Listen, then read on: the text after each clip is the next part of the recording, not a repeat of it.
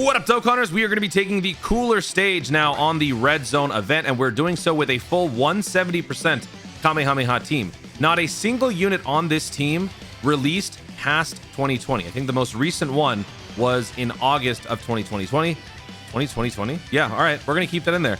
August of 2020, the LRSTR Vegito. Everybody else is even older than that. So you guys are going to love this one because you don't need a 200% lead. You don't need a 7-year anniversary LR. You can just do this with a bunch of old units. Some of them who don't even have EZAs yet, but definitely need them. So we're going to talk about the team build. We're going to talk about the strategy. And then I will also be showing you some alternate team suggestions on the screen as we continue. Number one, as with most of my Super Battle Road runs these days, I've found that the best thing to do early is finalizing the rotations, getting your units off to a solid start with a decent amount of momentum by using one item early. The Whis is a very good trendsetter for me because on that first turn, you're sometimes a little bit vulnerable because you don't know exactly how much damage you're going to do or how much damage you can take. If you use a Whis, you can pretty much cover your tracks and not take unnecessary damage early, which can then cause a cascade of issues because you're essentially playing catch up for the rest of the fight. So I open with a Whis, and then all else is history. I don't use another item until literally the last turn or second to last turn of the entire fight. So we dominate the entire event from start to finish after this first Whis. And it's surprising because that Namek Goku never transforms. He never goes into a Super Saiyan. He stays like that. And it was actually quite surprising to see how well they were able to perform. So the team is as follows. We got the AGL Gohan LR. We got two of those, actually. We got the AGL Transforming Goku, a surprisingly effective unit on this event. LRSTR Vegito, who is quite honestly one of the biggest MVPs in general of the Red Zone because of that scouting effect. Super Saiyan 4 Goku, as you saw, ripped Thouser apart in 2 shots. We've got the STR Namek Goku, who never gets to transform, and Pan. And if you're wondering why Pan is on the team, it was honestly just a gimmick. I wanted to try it out just for the sake of experimentation. Turns out she's really good. With her EZA, she raises attack and defense by 30% for 6 turns, allowing her to regulate her stats at a much higher level. If you're consistent with those supers, she can deal a lot of damage. She can also take a lot of damage before really getting in trouble. Since we got the Whis active right here, she doesn't take nearly as much, but still, it's a pretty good thing when combined with her ability. Base attack and defense, 120%. She also has Ki +3 and an additional defense +120 for the first 7 turns from the start of the turn. So the first 7 turns of the fight, she's basically a defensive all-star. And as she's losing the defense, she essentially gains dodge. Every single turn, she gains 15% dodge, up to 60, making for a very reliable defensive unit towards the end of the fight. Granted, a couple of the dodges didn't happen when I needed it to, but still, she did a pretty decent job. So she's actually a great floater unit, somebody that you don't have to keep on rotation at all times. And dude, the Super Saiyan 4 Goku is now ripping the Gangrene dude to shreds too. Is he dead? Oh, he almost took him out. So yeah, starting out with Pan, it was actually a very reliable unit to bring. She, I think maybe one time put me in a compromising spot, but otherwise Pan was great. Transforming Goku is actually a fantastic unit. In fact, so good that I literally almost beat this event with a full 120/130% lead team on my live stream. The only reason why I lost was because Cooler attained Ultra Instinct and dodged like 5 of my attacks with a 7% chance to dodge. And the one dodge that actually shouldn't have happened, and it cost me the victory. So even with a 120% team, you can beat this event as long as this Transforming Goku is at the helm. He gains that damage reduction over time. You can obviously stack attack and defense, and he is going to be very powerful even past the STR phase into the physical phase.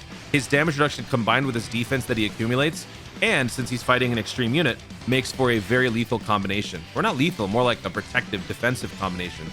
So he's fantastic. And obviously the AGL Gohan gains defense over time, can do a lot of damage. Nice link set with the Transforming Goku, so obviously he's going to be on the main rotation. Plus, you know, we want to be having as much defense as possible. Like I said early, you start off with one item, get your rotations in order, and then you should just let the momentum build from there. Just keep on attacking, keep on stacking, keep on padding those numbers, and you can pretty much hold your own for the rest of the fight, which is exactly what we do. So for this rotation, obviously Gohan is safe, right? We don't use an item. Gohan is safe. He's able to hold his own defensively. The Goku has been launching super attack after super attack, so he's also fine. The only question mark is going to be Pan. So let's see what happens to Pan here. Okay, so about 2 million there on a base hit. Pretty good. No super attack. Here we go, the Super Saiyan 4, 5.5 million attack stat. And there he goes, his Cooler Ultra Instinct. You love to see it. 5.9, almost 6 million attack stat. This one hits. Yep, this one goes through. And now what's going to happen to Pan? She's doing, she's got a 1.3 million attack stat. We don't really care about the attack so much. It's the defense where we care. And she's dodging. It's only been 5 turns. She dodged a couple of hits. She took about 49k there. Dodged again. And so, yeah, that's really the only thing that you have to worry about. So it's kind of a gamble, but at the same time, Pan has so much defense early that it's not as bad of a gamble. And now we're at Super Saiyan 3. By the time you get to Physical Cooler, by the time you're at the end game, that will be around when he goes to Super Saiyan Blue and he does the guaranteed critical. So, you know, usually one of the biggest concerns that I have for long form events is that the transforming units like Goku, Frieza, and Vegeta don't exactly keep up with everybody else because they have a flat line at a certain point, right? They'll plateau when they get to their pinnacle forms. They can't stack anymore. So I was a little bit nervous about that, but by the time we got to the end game, that was when he transformed into blue. So these events, the red zone stages, are essentially like the perfect balance to actually utilize the full effect of the transforming Goku without him becoming outdated on that fight. So we got Gohan dominating. Now that we're out of the STR phase, we're on to the final phase of the fight, which is physical. Here, I was expecting our Namek Goku to thrive, but we were dominating so much, we never even had a chance to transform. You have to be under 70% for this dude to actually transform. And then when he does, he's kind of like the STR Ultimate Gohan, where he's got a conditional guard, but if the guard happens, he gets guaranteed critical hit, I think, for a few turns, which is pretty cool, which is exactly what I wanted, because with type advantage and guard and constant defensive stacking with the Super Saiyan Goku, he would have been the perfect counter for the nuke that the Physical Cooler launches, which takes roughly 2 turns. So in the meantime, our goal was to gain as much defense as possible before his nuke would land. And by the time he does, we would probably use another item just to make sure that we cover our tracks. But the dude won't transform again. So here's his attack. I think this is honestly the last real hit that he throws at Cooler. This one and then maybe one more. No, that's it. Okay. So he gets hit a couple more times. He's taking a lot of damage, right? So I'm thinking, all right, by the time he comes back, we will definitely have a transformed Goku. So now we're at the God level. We're almost there for this guy. I put the God Goku up in front because I kind of want to see how much damage he takes. But then as I'm like planning out this rotation, I figured, you know what? That might be a little bit too much. Let me just use the Whis now. So this is basically the end game, because now I've got 2 turns until the damage reduction wears out. And if he hits me with a super attack outside of the damage reduction phase, I'm probably going to lose. So we got about 4.3 million attack stat here. Again, he's going to be doing pretty well on this fight, defensively and offensively. Double digits with the help of obviously the Whis. And with that countdown, we know that the Doomsday Clock is going to set off against the Pan. Now, I was a little nervous here because Pan, as we saw before, was taking about 50k on a slap, even though she had full guard. Here, I don't really know what to expect, because even though we've got the Whis damage reduction, I'm kind of thinking this is going to do a lot of damage. The first one's a dodge, and here we go. I'm hoping for a dodge. No. It didn't happen, but I took 150k.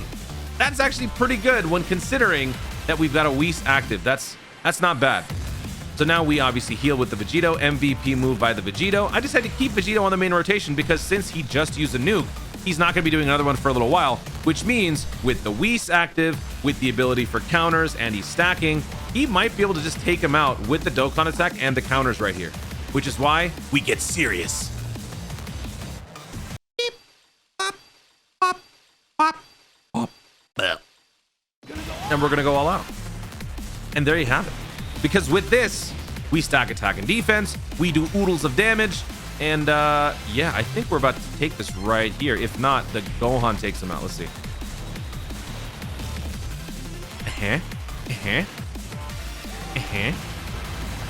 I'm about 10 million non-critical, and look at that. We've padded our stats, we've got the Whis active, and we're just going to kick him in the face until he's out. It's been a while since I've achieved a victory like this with a counter. I was kind of hoping for a critical counter to finish it off in a major way, but whatever.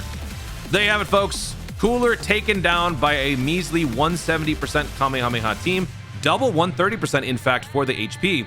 And once again, Pan, stellar unit, gonna be even better on a 200% team. And we've also got the Namek Goku, who never even transformed. So obviously this is a full AGL/STR team. Give this a try. This is actually a pretty fun team. I encourage you guys to try this out. Guys, thank you so much for watching. If you enjoyed the video, be sure to leave a like down below. Let me know in the comments how you guys beat the cooler stage. What was the most difficult part of the event for you? Was it the getting started portion? Was it the nukes at the end? Who was your MVP? And are you inclined to try that STR pan now that you saw her in action? Let me know in the comments down below. Also, be sure to subscribe for more dope content in the future and click the notification bell so that you let YouTube know you want to see more of my stuff. Do it. Thanks again. Stay tuned and always remember to Dokkan responsibly.